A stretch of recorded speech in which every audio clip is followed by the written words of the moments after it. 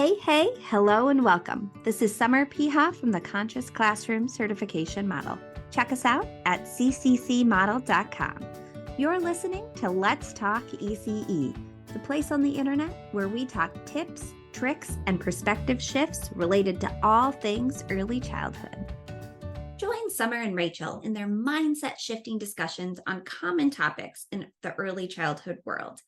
You'll hear real stories from their time working together as an owner-director pair and how they learn to see things from each other's perspectives over the years, so you can learn how to openly discuss these viewpoints and find common ground within your leadership team.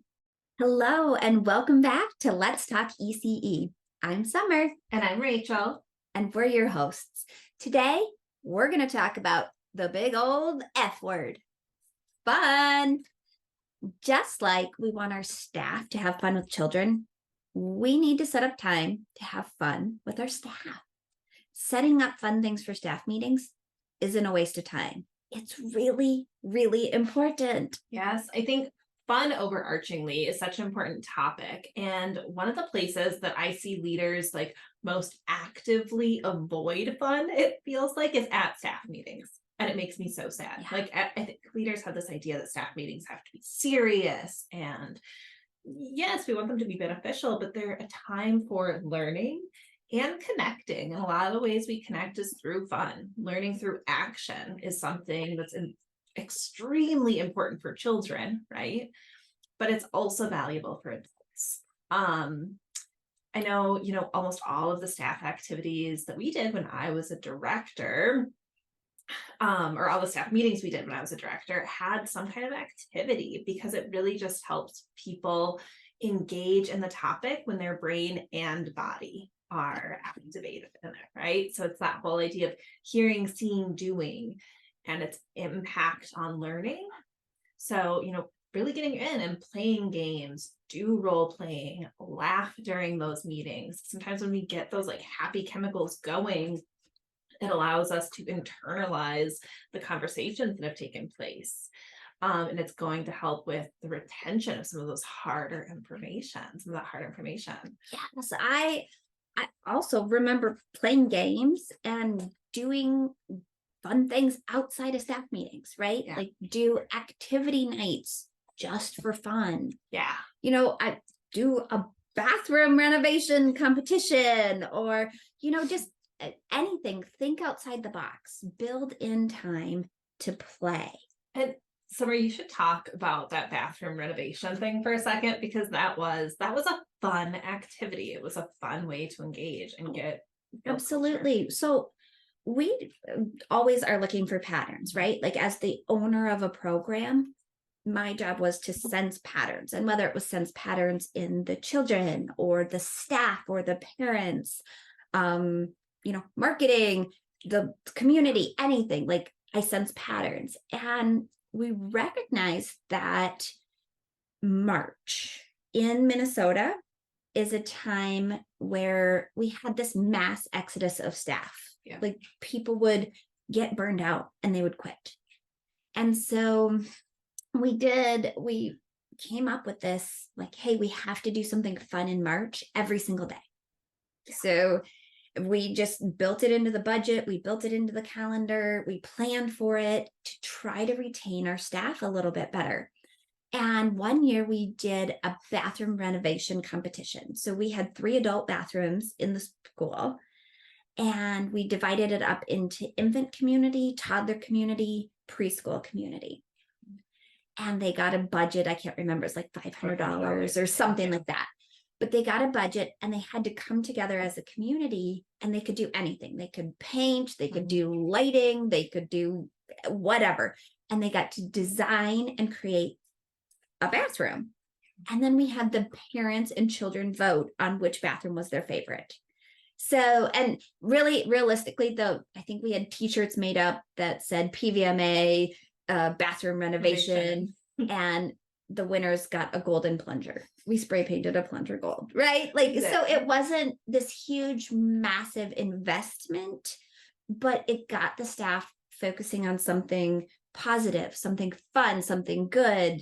Every time Amazon would pull up somebody from the infant community or toddler community would run and they'd be like, I've been waiting for this. This is my shelf, or this is my picture I've been waiting for. And so it really did bring the school together. So sensing those patterns and trying to get in front of it, being proactive in a fun way. I love that. I love that you're talking about being proactive in a fun way. I think so many times if we're thinking about being proactive, we think about it in a super serious way. But what are the fun and engaging activities? Well, and I think that's learning how to celebrate, right? Yeah. Yes. Like, and I know you love to celebrate. I do. And I know that you love to celebrate. You are really good at acknowledging others. And why, like, as an owner, you really implemented that into kind of your day to day. Why did you think celebrations were so important? Like, why was that such a major part of that's a really good question. And I look at it as, I think it's so easy to get caught up into the negative, right? Like, I stubbed my toe, or I spilled my coffee, or, you know, and then your mind just kind of spirals downward. Yeah. And so to really point out to people, like, hey, good things are happening. They might not be like earth-shattering good things every single day, but good things are happening. And so how can we let that into our lives every single day? Right? And happy people are more likely to come to work. Right? And so I really have had to work on that mindset. You know, it's when I first initially opened up my schools and started, I didn't have this celebratory mindset. I was drowning in work. And so I definitely had that mindset of like, why should I reward and celebrate you? You get a paycheck. Like, that should be good enough. Yeah. And, you know, everyone's free to think however they want to think and believe what they want to believe. But I really do, not even but, and. So everyone's free to think and do what they want to do. And I genuinely believe that when we can add some of that fun and some of that celebration in, people will feel acknowledged, they will feel recognized, and they will want to continue to work for you. So it's a big piece of my retention plan was celebration. Yeah, it was. And I love talking about this because you, as the owner, got so excited about celebrating others. And I love to do that too. You know, I'm a celebratory person. Absolutely. And as a director, I was like, well, another thing on my plate. I have to go buy some birthday cake. Right? Yes. And so to be able to shift that mindset too, to say like, I actually don't have to do all of the things if it's not something I enjoy, right? That can be a task I can potentially delegate. And how many people have we worked with too, where they're like, have that same mindset of their paycheck is the celebration. So I don't want to do that. Cool. But if you want people to stay, you're going to have to celebrate them probably. So find someone that does enjoy those celebrations, right? Delegate if it doesn't fill your cup, and let somebody else who's excited take on some of those responsibilities. And that was really nice to realize too, because there were so many cool things we did, like the Pandora bracelets for special occasions and anniversaries, and we did like sprinkles for new babies if our staff was having babies. Well, and I think, okay, let's rewind a little bit and talk about both of those ideas. So we wanted to recognize and acknowledge our staff for longevity. And that's where the Pandora bracelet came into play. A Pandora bracelet is a nice, gorgeous piece of jewelry that most people aren't going to go out and buy for themselves. No. Right? It also kind of takes the guesswork out of what to get people. Because once they have their Pandora bracelet, and in our school, we did it if you were there 2 years. On your 2-year anniversary, you got a Pandora bracelet with a charm. And then every year on your anniversary, you got another charm to add to it. And so I remember, you know, there were 17, 18, 19-year-olds sitting in, you know, at the staff meeting as we handed out the Pandora bracelets and celebrated, and they were like, oh, I gotta stay another year. I'm gonna get my Pandora. I'm gonna get my bracelet. And just also it was just this physical symbol of how long people have been there. And then if they graduated college or got their CDA, because I know that was something we also were really big in, was that continuing education piece, got them another charm for their bracelet. If they got married, got them a charm for their bracelet. So like I said, it kind of takes the guesswork out of one more decision, right, when we're talking about celebrating. It's like, it's built out for you, it's done. Right, which is, it's that proactive piece. And I really love that. And I still have my bracelet. And, when I worked as a director, I was able to see it, and that linked that celebratory feeling, that like dopamine in my brain from the moment that I got it, every time I looked at it too. So knowing if there are like physical things that people can see or engage with that are just fun, it does help with how they feel overarchingly about your program and how they feel about working there. Absolutely. Well, and you talked about the sprinkle too. So if we had staff members who were expecting, this was it, instead of a full-blown baby shower, we just sprinkled. And it was so cute. We had a box of the sprinkle decorations. So it was like a banner you would hang up, and the children were able to get involved in having the snack. I think they did strawberries dipped in either whipped cream or frosting, and then sprinkles on them. Right. So it's a way that the whole school can pick out good things that are happening for people and celebrate. So we don't get lost. And, I just think going back to delegation, right? Because if that drains you, it's okay. It's okay. I know you were so good at puns. Rachel loves puns.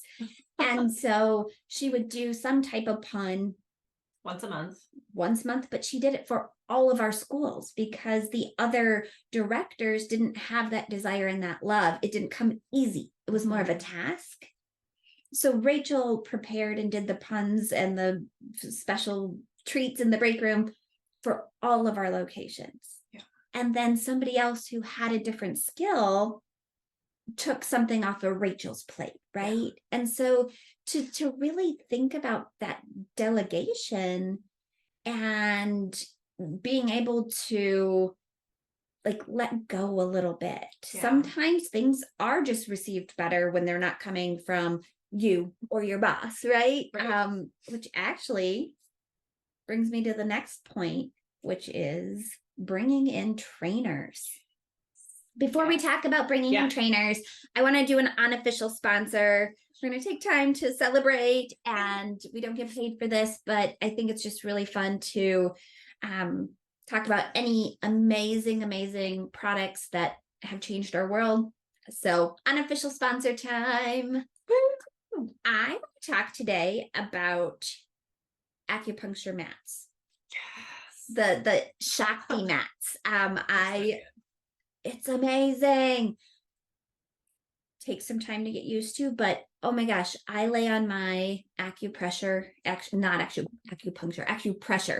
lay on my acupressure mat at least a half an hour every single day. It takes the tension out of my neck and my shoulder blades. Yeah. How many of you carry that stress and that tension right somewhere in your body? So if you can get an acupressure mat, lay on it and just relax. Take some time for yourself. So that is my unofficial sponsor, Shakti Mats. As we're talking about that too, how cool of a like holiday gift would that be for some teachers? Oh, absolutely. Just thinking about that. Amazing. Awesome. Amazing. I love it. All right, let's get back to business. Okay. So we're talking bringing in trainers. And I will tell you, every time I work with an owner or director and do a training, their staff will say, oh my gosh, these are amazing. And the owners say, I've said this a million times, but now that you've said it, it's hard and fast. Right. Like they're listening to you. Gospel truth, right? I think what happens there is owners and directors are like mom, dad, parents, right? Like have to listen to them. They're doing the right thing. They have good advice to you. And all of their staff are like teenagers who are just like, no, you don't know anything. I don't trust you. I don't believe you. Right. And we're kind of the cool aunties a little bit where we're going to say the exact same thing as mom or dad or parent, but they actually listen, which I think is really interesting. And it's like a whole different feel bringing Absolutely. somebody else in. You're going to get something different out of your staff. Yeah. They're going to be able to, the trainers like, they get your staff to laugh in a different way or Yeah. participate in a different way, to have fun in a different way. And I think it's really fun to watch that happen. We love doing trainings with staff. And I will tell you, if this is something that resonates with you, set up a call. I would love to talk to you to see if a training for your staff might be beneficial. And I'll put Summer's awesome. calendar link in the description here. Love it. Love it, love it, love it. So, today we talked a lot about that big old F word, having fun. And I hope the discussion we had today really inspires you to have fun in your program. We would love to hear what you're implementing. So leave a comment, like, and subscribe. And join us next time for Let's Talk ECE.